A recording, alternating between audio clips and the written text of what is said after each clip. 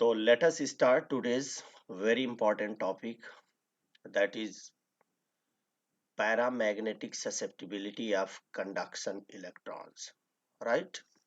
तो सबसे पहले what is paramagnetism, what are paramagnetic material, इसको हम लोग डिफाइन करेंगे। देखिए, तीन तरह के मटेरियल जनरली आपने सुना होगा: paramagnetic substances, diamagnetic substances, ferromagnetic substances. ठीक है, बट इसके in spite of this ferrimagnetic substances भी होते हैं। ठीक है, तो ये सब अपने मैग्नेटिज्म में आप डिटेल पढ़ रहे हो, बट हमें यहाँ पर फोकस करना है इस समय पैरामैग्नेटिक मटेरियल। देखिए, पैरामैग्नेटिक मटेरियल ये मटेरियल होते हैं, वो सब्सटेंस होते हैं जिनको अगर आप किसी एक्सटर्नल मैग्नेटिक फील्ड के अंदर रखो तो दे एक्वायर वीक मैग्नेटिज्म, वो हल्का सा मैग्नेटाइज हो जाते हैं। और मैग्नेटाइजेशन की डायरेक्शन होती है in the direction of external magnetic field, right. अगर एक्सटर्नल मैग्नेटिक फील्ड के अंदर आप पैरामैग्नेटिक सब्सटेंस करोगे तो दे एक्वायर वीक मैग्नेटिज्म, एंड किस डायरेक्शन में? In the direction of external magnetic field. फिर अगर उनमें मैग्नेटिज्म का कैरेक्टर आ जाएगा तो वो they will definitely be attracted. जब जब आप उसके पास कोई स्ट्रॉन्ग मैग्नेट ले आओगे तो वो क्या होंगे? वो अट्रैक्ट होंगे। क्यों? क्योंकि उनकी मैग्नेटिक फील्ड क्या है? वीक है। ठीक है ना, वीक मैग्नेटिक फील्ड की वजह से स्ट्रॉन्ग मैग्नेट के इन्फ्लुएंस में वो क्या करेंगे? अट्रैक्ट हो जाएंगे। ऐसे सब्सटेंस को कहा जाता है paramagnetic. They are called paramagnetic substances, right. Classical theory में पैरामैग्नेटिक मटेरियल को in terms of magnetic susceptibility का ये एक्सप्रेशन है। This is very important expression. इसमें ये मैंने जाई लिखा है, chi is equal to small N M square divided by 3 kT। पहले समझ लीजिए इसमें क्या क्या चीजें हैं। ये जो कोफिशियंट्स हैं, what are the meaning of this coefficient, जिसमें capital M, that is very important, this is magnetic moment of electron, magnetic moment of free electron.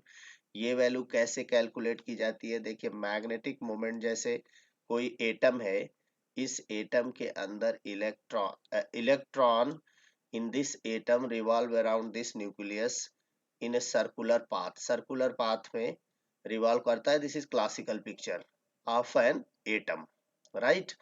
अब म्यू, ये जो m है, magnetic moment of this particular electron, क्योंकि ये atom behave करता है just like a tiny dipole moment, तो m को हम लोग I into a, this is magnetic moment, क्योंकि ये करंट इलेक्ट्रॉन जब इसमें मूव करेगा तो ये करंट लूप की तरह से बिहेवियर होगा। ठीक है ना, तो हमें I इंटू a से इसका मैग्नेटिक मोमेंट निकल आएगा। जब हम इस वैल्यू को कैलकुलेट करेंगे, आई करंट, करंट कैसे निकलेगा? Charge divided by time. ठीक है ना, rate of change of charge E divided by time. Time कितना होगा? 2 पाई r/v, 2 पाई r/v, v इधर हो जाएगा। ए क्या है? Area of this, area that is pi r², pi r²। देखिए ये कैंसिल, r से r, e/2 और यहाँ पर आपका है vr। इसमें मास से मल्टीप्लाई यहाँ कर दो, यहाँ मास से मल्टीप्लाई कर दो, ये एंगुलर मोमेंटम बन जाएगा e/2ml। ठीक है, और ये भी वेक्टर है, ये भी वेक्टर है। अगर इसके मैग्नीट्यूड की बात करें तो इसकी आइगन वैल्यू हो जाएगा। तो m का magnitude, this is nothing but this is e/2m, and eigenvalue of this l vector का आइगन वैल्यू। अगर इसकी डायरेक्शन में पर्टिकुलर एक डायरेक्शन ले लूं, that is if I take the direction of this एक जेड एक्सिस डायरेक्शन में, तो ये एल जेड हो जाएगा। और in that case L Z is equal to M L, a number, e/2m, first orbit में है। ठीक है ना, यहाँ पर M a number into h/2 pi, इसकी यूनिट आती है h/2 पाई। तो देखिए अब ये बन जाएगा EH over 4 pi m. This is called magnetic moment. ये मैंने बता दिया यहाँ पर, ये जो m की value EH over 4 pi m कैसे निकलता है, यहाँ पर मैंने आपको डेरिवेशन ये समझा दिया कि इस तरह से इसको मैग्नेटिक मोमेंट बोलते हैं, magnetic moment of free electron, right. This is called magnetic moment of free electron. और इसकी वैल्यू होती है, अगर न्यूमेरिकली आप कैलकुलेट करें, देखिए here E is electronic charge, H is Planck constant, and this is m mass of electron, 4 pi constant. If you put all these values in this equation, you will get the magnetic moment of free electron, that is 9.2 multiply by 10 to the power minus 24। देखिए I into A, I की unit ampere और area का metre square, right. Finally if you put these values, n is actually N is क्या, number of electrons हैं, ठीक है ना, concentration है per unit volume, number of electron per unit volume, small N लिखा है। ये होते हैं 10 की पावर 26 इन कंडक्टर। कंडक्टर के अंदर जो फ्री इलेक्ट्रॉन होते हैं, ये रफली अप्रोक्सीमेटली इसकी वैल्यू होती है 10 की power 26। And magnetic moment of electron अभी आपने निकाला है, ये value 9.2 10 to the power minus 24। इसका स्क्वायर हो जाएगा एक्सप्रेशन में, जो मैग्नेटिक ससेप्टिबिलिटी के लिए एक्सप्रेशन है उसमें ये स्क्वायर है 3। दिस इज बोल्ट्जमैन कांस्टेंट, ठीक है। Boltzmann constant 1.38 10 to the power minus 23 in proper unit, in SI unit. और रूम टेम्परेचर पर अगर आप कैलकुलेशन कर रहे हैं तो temperature capital T, that is temperature in degree kelvin, 300 degree kelvin, ये 27 डिग्री सेल्सियस के इक्विवेलेंट है, ठीक है ना। If you put all these value and calculate करिए तो देखिए मैग्नेटिक ससेप्टिबिलिटी की वैल्यू आती है लेस देन 1, 0.68 पर मीटर क्यूब, ठीक है, पर मीटर क्यूब। और जब एक्सपेरिमेंटली इसको निकाला जाता है वैल्यू को, मैग्नेटिक ससेप्टिबिलिटी या paramagnetic substance, experimentally it is found that for free electron at room temperature, free electron की जो मैग्नेटिक ससेप्टिबिलिटी है उसकी वैल्यू होती है 6.8 into 10 to the power minus 3, ठीक है ना। एंड इट इज, यहाँ पर ये टेम्परेचर डिपेंडेंट दिख रहा है, मैग्नेटिक ससेप्टिबिलिटी टेम्परेचर के क्या है, देखिए if you look at this equation you will get that this is inversely proportional to temperature. Mean temperature बढ़ेगा, मैग्नेटिक ससेप्टिबिलिटी घटेगी, ठीक है। ऐसा इस इक्वेशन से, जो कि क्लासिकल एक्सप्लेनेशन में जो इक्वेशन था उससे ये क्लियर है, लेकिन experimentally it was observed that magnetic susceptibility is independent of temperature, ये टेम्परेचर इंडिपेंडेंट होती है, ठीक है। अब प्रॉब्लम क्रिएट हुआ कि ये इस रिजल्ट को कैसे एक्सप्लेन किया जाए। तो ये रिजल्ट एक्सप्लेन किया था पाउली ने with the help of Fermi Dirac statistics. इन्होंने फर्मी डिराक स्टैटिस्टिक्स का यूज किया और एक्सप्लेन किया इस रिजल्ट को। एक तो प्रॉब्लम ये आ रही थी, ये वैल्यू काफी डिफरेंट है। देखिए अगर आप एक्सपेरिमेंटली मेजर करें तो ये value 6.8 into 10 to power minus 3 per metre cube आनी चाहिए इलेक्ट्रॉन के लिए मैग्नेटिक ससेप्टिबिलिटी, ठीक है ना। जबकि क्लासिकल थियोरी से मैग्नेटिक ससेप्टिबिलिटी 0.68 पर मीटर क्यूब आती है, ठीक है। एक तो इन दोनों का मिसमैच, और दूसरा temperature dependent of this magnetic susceptibility भी एक्सपेरिमेंटल रिजल्ट से वेरी कर रही है, ठीक है ना।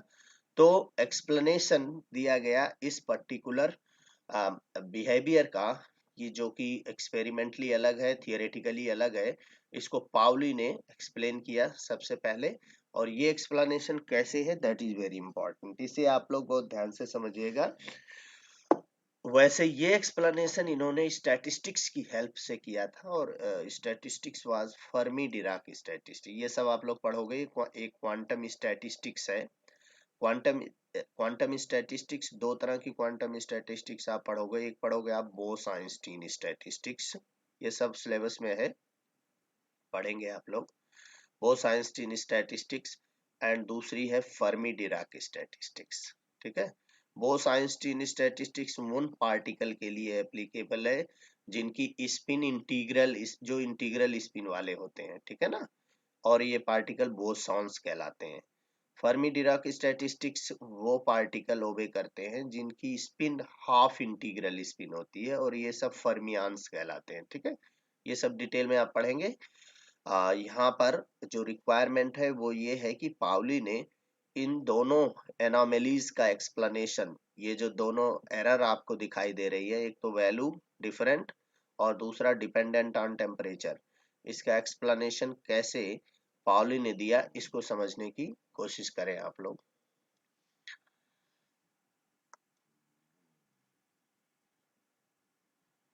देखिए ये तीनों डायग्राम बहुत ध्यान से आप लोग समझिएगा कि पाउली ने ये बोला था। देखिए ये डायग्राम किसके किसके बीच का है, ये सब एनर्जी लेवल्स हैं, ठीक है। ये वो एनर्जी लेवल है जिसमें electron can stay at 0 degree kelvin, ठीक है। इधर आपका एनर्जी लिया गया वाई एक्सिस पर, ठीक है ना, और इस तरफ ये नंबर ऑफ इलेक्ट्रॉन लिए गए हैं ऑन दिस एक्सिस, राइट। और इलेक्ट्रॉन देखिए जो एनर्जी लेवल होगा, इनकी फाइंडिंग प्रोबेबिलिटी जो होगी, ये इस पैराबोलिक कर्व आपको दिखाई दे रहा होगा, ये पैराबोलिक कर्व, इसके इनसाइड ये इलेक्ट्रॉन की पोजीशन है, ठीक है ना। ये पैराबोलिक पोटेंशियल एक तरीके से एक पोटेंशियल बैरियर के अंदर होता है, ठीक है ना, कंडक्टर के अंदर इलेक्ट्रॉन इसके बाहर नहीं जा सकता। आप जानते हैं कंडक्टर सरफेस को छोड़कर इलेक्ट्रॉन बाहर नहीं जाता, बट इनसाइड वो कहाँ कहाँ रह सकता है, that will represented by this potential energy curve, right.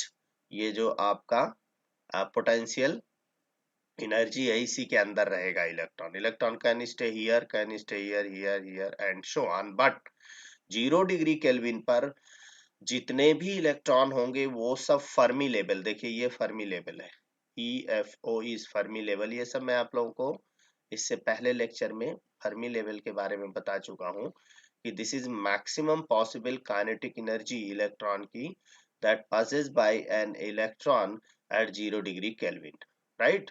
तो 0 डिग्री केल्विन पर इस लेवल के ऊपर एक भी इलेक्ट्रॉन नहीं होंगे, लेकिन इस फर्मी लेवल से नीचे जितने भी एनर्जी लेवल होंगे दे विल बी फिल्ड, वो सब फिल्ड होंगे।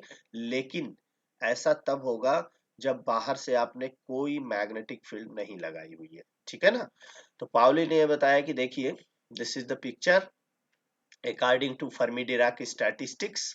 क्या होगा कि in absence of magnetic field all energy level below Fermi level in a metal का मतलब वही कंडक्टर से है, are completely filled with electron, ठीक है ना। लेकिन जैसे ही आप मैग्नेटिक फील्ड अप्लाई करते हैं, ठीक है ना, तो देखिए ये इक्विलिब्रियम डिस्टर्ब होगा।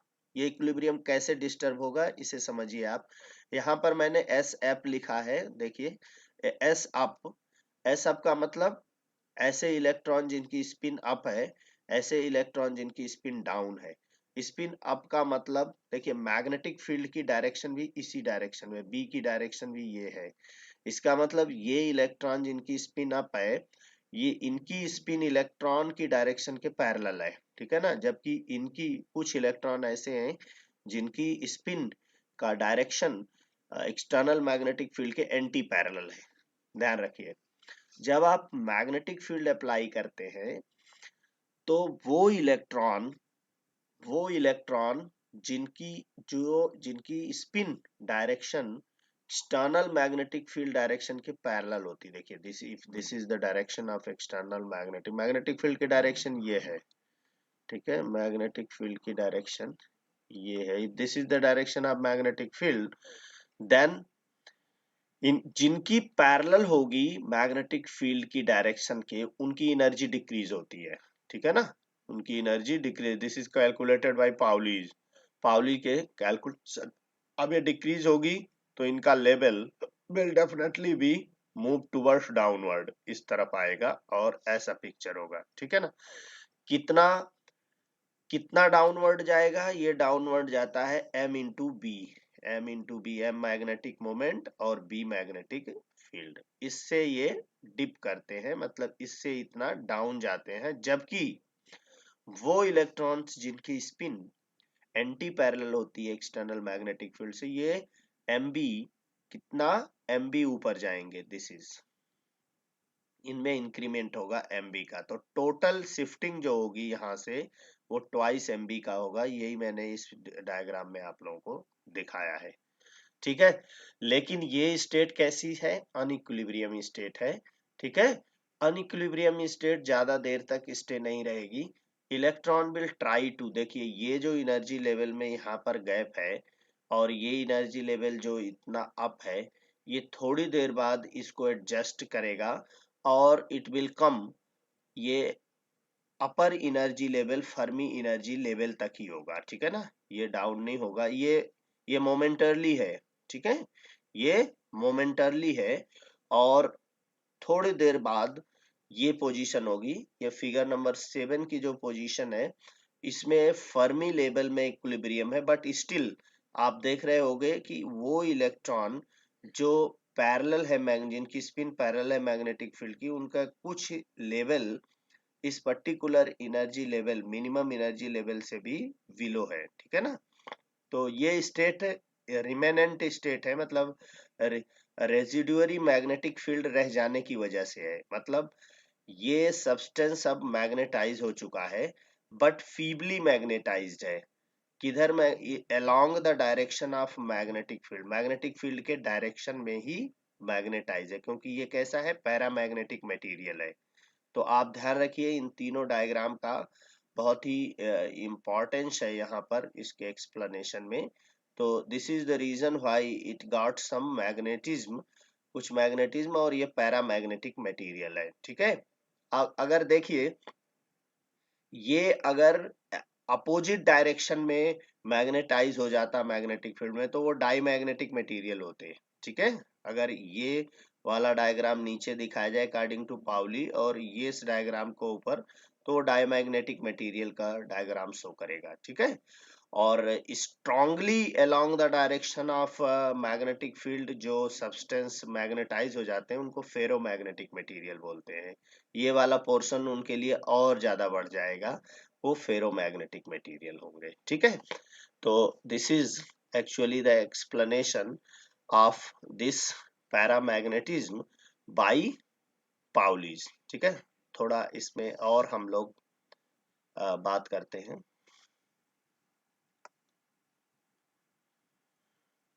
ये जो मैंने आप लोगों को बताया है, देखिए अब in presence of external magnetic field, अब कुछ न्यूमेरिकल वैल्यू लेकर के इस वैल्यू को कैलकुलेट करते हैं। Energy of electron with spin in direction of magnetic, जो मैग्नेटिक फील्ड के डायरेक्शन में इलेक्ट्रॉन होंगे उनकी एनर्जी डिक्रीज होगी। ठीक है, किस फैक्टर से, एम बी फैक्टर से, यही मैंने आपको बताया अभी। While the energy of electron with spin anti parallel, इनकी एनर्जी इंक्रीज होगी। ठीक है ना, बाई फैक्टर एम बी, ये ऊपर जाएंगे और ये नीचे आएंगे। अगर हम बी को 10 वेबर पर मीटर स्क्वायर ले लें, तो in this case M into B की वैल्यू होगी, देखिए ये 9.4 into 10⁻24, you have already calculated this value, multiply it with 10 joule, ये value M into B energy है तो जूल में आएगी ये।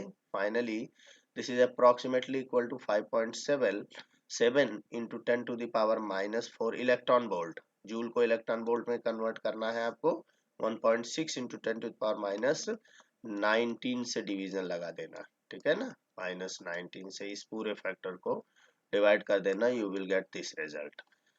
तो फर्मी एनर्जी की वैल्यू कितनी होती है, 5, it is approximately at room temperature पर, इसकी ये एट रूम टेम्परेचर क्या, एट 0 डिग्री केल्विन पर it's value is 5 electron volt.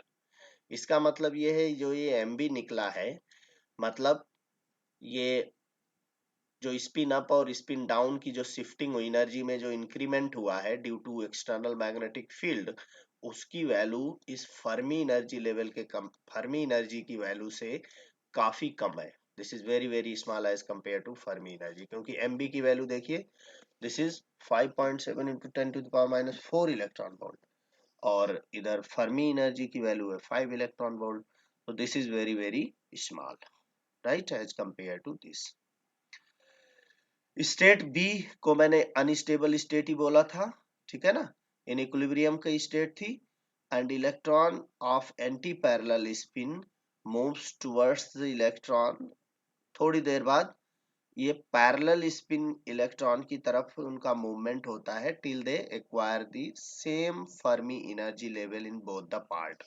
ये ध्यान से देखो, ये यहाँ पर एनर्जी लेवल, ये इक्विलिब्रियम स्टेट जो आया है, देखिए ये सब एंटी पैरेलल वाले इलेक्ट्रॉन है, ये मूव करेंगे किधर, they will move towards this and after certain time interval they will attain this situation, ठीक है। this is unstable state, this is stable state। पैरामैग आफ्टर एक्वायरिंग सब मैग्नेटिक बिहेवियर, कुछ मैग्नेटिक बिहेवियर अटेन करने के बाद, ठीक है ना। ये ध्यान रखना कि ये मोमेंटरली पोजीशन है, टेम्परेरी पोजीशन है, ठीक है ना, परमानेंट पोजीशन ये है, ठीक है। तो यू हैव आपने एनर्जी भी कैलकुलेट कर लिया और फाइनली आपने ये बता दिया कि ये वैल्यू जो एम बी की वैल्यू है ये फर्मी एनर्जी लेवल से काफी कम है, इसलिए इसकी जो शिफ्टिंग होगी ये कम एनर्जी वैल्यू की, वो देखिए ये है शिफ्टिंग, ये दिस इज, ये जो एनर्जी लेवल है ये केवल, और वो भी कौन से वाले इलेक्ट्रॉन, जो पैरेलल इलेक्ट्रॉन है, मैग्नेटिक फील्ड के पैरेलल जिनकी स्पिन है, केवल उन वो एक्वायर करेंगे इतनी एनर्जी, इनकी डिक्रीज, मतलब उनका एनर्जी लेवल यहाँ पर हो जाएगा, बट अपर एनर्जी लेवल इनका सेम होगा, ठीक है। अब ये जो इन्होंने इनके एनर्जी लेवल में जो चेंज आया है, इसी चेंज की वजह से इनके अंदर magnetic behaviour, permanent magnetic behaviour आ गया है, ठीक है ना। अब अगर किसी एक्सटर्नल मैग्नेटिक फील्ड के अंदर ये रखे जाएंगे, एक स्ट्रॉन्ग मैग्नेटिक फील्ड के अंदर, तो ये मैग्नेट ऑलरेडी ये मैग्नेटिक बिहेवियर एक्वायर कर चुके हैं, तो ये एक्वायर करेंगे, क्या एक्वायर करेंगे, सॉरी, ये अट्रैक्ट किए जाएंगे उस स्ट्रॉन्ग मैग्नेट से, राइट।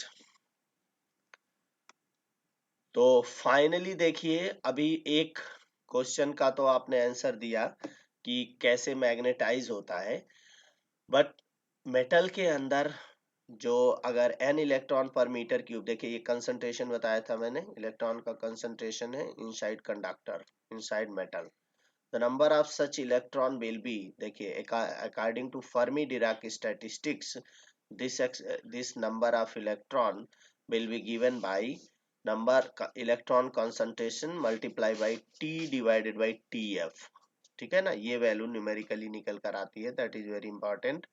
पाउली ने ये कैलकुलेट किया कि n should be replace by, अगर आप स्टैटिस्टिक्स यूज करेंगे तो n जो कंसंट्रेशन आएगी इलेक्ट्रॉन की, number of electron in such metal will coming out to be n multiply by T divided by TF।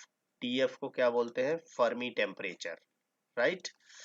अब मेटल में ये जो K इंटू टी अगर कैलकुलेट करें, एनर्जी कैलकुलेट करें इलेक्ट्रॉन की इनसाइड दी मेटल, ये वैल्यू फर्मी एनर्जी से बहुत स्मॉल आती है, ठीक है ना। अगर if you calculate this value, this will be very very smaller as compare to Fermi energy.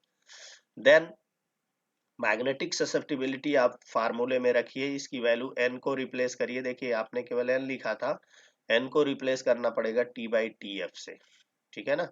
तो आपको जो फार्मूला मिलेगा मैग्नेटिक पैरामैग्नेटिक सब्सटेंस के ससेप्टिबिलिटी का, वो N M square divided by 3 k t नहीं मिलेगा, इट विल बी t, देखिए t will be cancelled out from here if you put this value for electron concentration, for number of electron per unit volume, this is according to Fermi Dirac statistics। ये factor और आता है extra, इस factor में ये T T cancel, और finally you have relation N M square by 3 k T F की form में इक्वेशन आता है।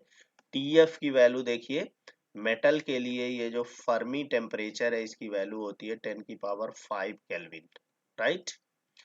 और अगर 10⁵ केल्विन यहाँ रख करके फिर कैलकुलेशन करिए, तो जाई दैट इज मैग्नेटिक ससेप्टिबिलिटी इसकी वैल्यू 10⁻³ पर मीटर क्यूब आती है, which agrees the experimental value. Experimental value आपने देखा था 6.8 इंटू 10⁻³ पर मीटर क्यूब थी वैल्यू, मीटर क्यूब। इस वैल्यू के काफी करीब है ये वैल्यू, ठीक है।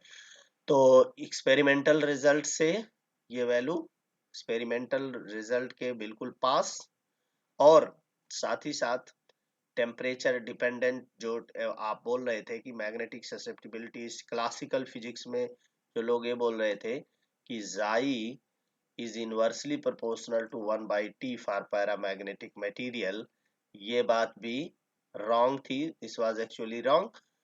यहाँ पर पाउलीज ने जब इस जाई को कैलकुलेट किया by using Fermi Dirac statistics, replacing n by n into T/TF, आपने देखा कि इस एक्सप्रेशन से T क्या हो गया, डिसअपियर, मतलब इसमें T है ही नहीं। इट डिपेंड्स ऑन टर्मी Fermi temperature but not on T पर डिपेंड नहीं करता है। होना भी यही चाहिए कि एक्सपेरिमेंटली ये पाया गया कि ये तो टेम्परेचर इंडिपेंडेंट होती है, मैग्नेटिक ससेप्टिबिलिटी पैरामैग्नेटिक मटेरियल की टेम्परेचर इंडिपेंडेंट होती है, ठीक है। तो टेम्परेचर इंडिपेंडेंट कैसे एक्सप्लेन किया पाउली ने, देखिए सिंपली आपका जो एक्सप्रेशन था दिस वाज Nm²/3kT, ये क्लासिकल जो रिलेशन था वो ये था, देखिए जाई का स्टार्टिंग में स्लाइड 1 में मैंने आप लोगों को दिखाया, Nm कैपिटल है magnetic moment divided by 3kT, लेकिन इसमें जो n है दिस n शुड बी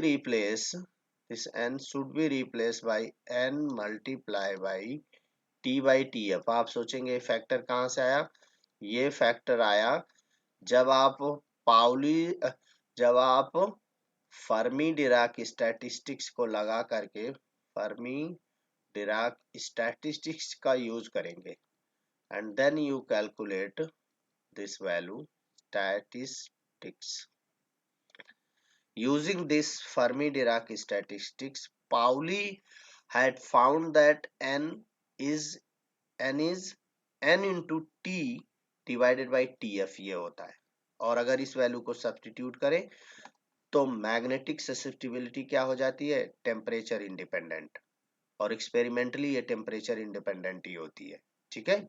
और इसकी न्यूमेरिकल वैल्यू भी इस समय जो कैलकुलेट करते हैं आप, ये एक्सपेरिमेंटल वैल्यू के काफी करीब होती है, ठीक है। तो ये एक्सप्लेनेशन बेसिकली आप लोगों को, ये क्वेश्चन कैसे पूछा जाएगा अब मैं बता दूं कि क्वेश्चन आपसे पूछा जाएगा कि explain the paramagnetic susceptibility of conduction electron on the basis of Fermi-Dirac statistics, ठीक है ना। Pauli's discuss about the Pauli's explanation of paramagnetic susceptibility of conduction electron, ठीक है। तो इसके एक्सप्लेनेशन में सबसे पहले आप क्या करेंगे, पैरामैग्नेटिक सब्सटेंस के बारे में बताएंगे, ठीक है ना। फिर मैग्नेटिक ससेप्टिबिलिटी का एक्सप्रेशन लिखेंगे, और इसमें ये बताएंगे कि ये क्लासिकल थ्योरी के हिसाब से मैग्नेटिक ससेप्टिबिलिटी टेम्परेचर डिपेंडेंट है, ठीक है, और इसकी ये वैल्यू भी कैलकुलेट करेंगे। बाद में बताएंगे कि ये एक्सपेरिमेंटल वैल्यू से बिल्कुल डिफरेंट है, क्योंकि experimentally paramagnetic susceptibility temperature independent होती है, और इसकी वैल्यू भी इतनी 0.68 पर मीटर क्यूब नहीं, बल्कि it must be equal to this value, ये एक्सपेरिमेंटल वैल्यू निकल कर आती है। अब इन दोनों डिस्क्रिपेंसीज या एनामेलीज को रिमूव करते हैं Pauli's by using Fermi Dirac statistics, right. Fermi Dirac statistics का यूज करके बेसिकली क्या करते हैं, ये पहले तो समझाओगे आप कि कैसे ये पैरामैग्नेटिक बिहेवियर आता है इस किसी भी पैरामैग्नेटिक मटेरियल के अंदर, मैग्नेटिक ससेप्टिबिलिटी कैसे, पैरामैग्नेटिज मतलब मैग्नेटाइज कैसे होता है ये material in presence of external magnetic field. ये मैंने आप लोगों को इस energy diagram, energy level diagram से बताया, ये सब एनर्जी स्टेट्स हैं but they will be under a particular potential barrier. ठीक है ना, उसकी शेप कैसी होती है, दैट इज पैराबोलिक। ये सब कुछ मैथमेटिकली प्रूव्ड है। ठीक है ना, ये फर्मी एनर्जी लेवल है और ये इधर नंबर ऑफ इलेक्ट्रॉन है। ठीक है, ये जब एक्सटर्नल मैग्नेटिक फील्ड लगाते हैं तो इस तरीके से इनका एनर्जी लेवल डिस्टर्ब होता है। मतलब स्पिन अप वालों की energy, spin up mean parallel, spin parallel to magnetic field, इनकी एनर्जी डिक्रीज होती है बाई फैक्टर mb, और इनकी एनर्जी इंक्रीज होती है antiparallel, spin antiparallel to magnetic field by mb, total 2 mb, right. लेकिन this state is unequilibrium state, unstable state. थोड़े time के बाद ये स्टेबल स्टेट को अटेन करता है। कैसे, ये वाले इलेक्ट्रॉन जो स्पिन अप इलेक्ट्रॉन जिनकी एनर्जी फर्मी लेवल से ऊपर हो गई थी, ठीक है ना, ये 0 डिग्री केल्विन पर किसी भी इलेक्ट्रॉन की एनर्जी फर्मी लेवल से ऊपर नहीं होनी चाहिए। ये हो क्यों गई थी, क्योंकि एक्सटर्नल मैग्नेटिक फील्ड की वजह से। ठीक है, but they will attain equilibrium state after certain time interval. ये इलेक्ट्रॉन जो स्पिन एंटी पैरेलल वाले हैं वो किधर चले जाएंगे, एंटी पैरेलल की तरफ, इधर। ठीक है ना, and finally they will attain this state, but इनके कुछ एनर्जी लेवल अभी भी स्टिल क्या रहेंगे, below this particular energy level. अब ये किस में चेंज हो रहा है, पैरेलल, पैरेलल जो मैग्नेटिक फील्ड के पैरेलल इलेक्ट्रॉन की स्पिन है उनमें कुछ थोड़ा सा चेंज होगा, इसी की वजह से ये मैग्नेटिक मटेरियल पैरामैग्नेटिक मटेरियल कहलाता है। ठीक है ना, इसके अंदर कुछ मैग्नेटिक प्रॉपर्टी आ गई जिसकी डायरेक्शन वही है जो इस एक्सटर्नल मैग्नेटिक फील्ड की है। इसे आप एक्सप्लेन करेंगे। अब ये इनका मैग्नेटाइजेशन हो गया, फिर क्या होगा, आप मैथमेटिकली कैलकुलेट करके दिखाएंगे कि सबसे पहले तो ये बताएंगे कि ये जो वैल्यू है डिक्रीज mb में, ये इस फर्मी लेवल एनर्जी से काफी कम है। ठीक है, और फिर इसके बाद finally you will calculate a expression, आप एक एक्सप्रेशन निकालेंगे मैग्नेटिक ससेप्टिबिलिटी के लिए, और उस एक्सप्रेशन में आपको कुछ नहीं करना है, बस n को रिप्लेस करना है by this factor n into T by F. ठीक है, जो स्मॉल n है आपका, जिसको कैरियर कंसंट्रेशन भी बोला जाता है, या number of electron, number of free electron per unit area बोलो आप, है ना, या number of electron per metre cubic बोलो आप, all these are same things. ठीक है, इनको इस इक्वेशन में रखेंगे। the result, this result is important, xi is equal to nm square by 3k-tf. This is correct explanation for expression for magnetic susceptibility of free electron inside conductor। ठीक है, या paramagnetic substance की susceptibility का ये expression अब आपके सामने correct लिखा हुआ है। ठीक है ना, इसमें क्या यूज किया गया है, फर्मी डिराक स्टैटिस्टिक्स, राइट।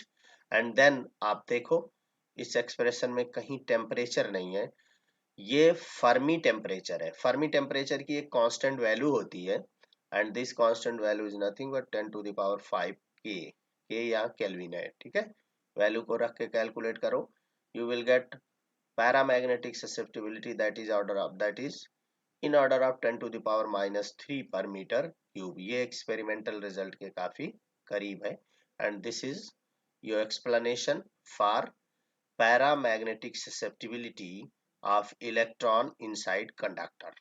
ठीक है, ये आप लोगों को एक टॉपिक था, इस टॉपिक को इस तरीके से कवर करना है आपको।